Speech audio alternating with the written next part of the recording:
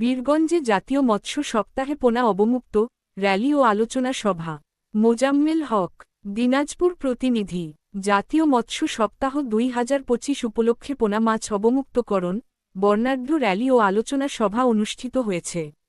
সোমবার ১৮ আগস্ট সকাল ১১টায় উপজেলা পরিষদ সভাকক্ষে উপজেলা প্রশাসন ও সিনিয়র উপজেলা মৎস্য দপ্তরের আয়োজনে এই কর্মসূচি অনুষ্ঠিত হয়। অনুষ্ঠানে সভাপতিত্ব করেন উপজেলা নির্বাহী অফিসার তানভীর আহমেদ।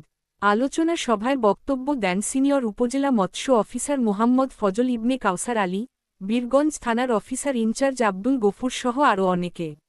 এই সময় মৎস্যজীবী, মৎস্যচাষী, জনপ্রতিনিধি ও এলাকার গণ্যমান্য ব্যক্তিরা উপস্থিত ছিলেন।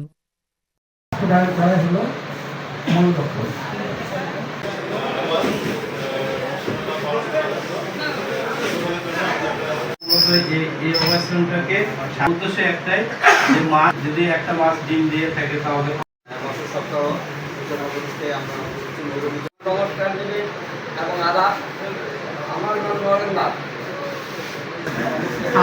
নমস্কার।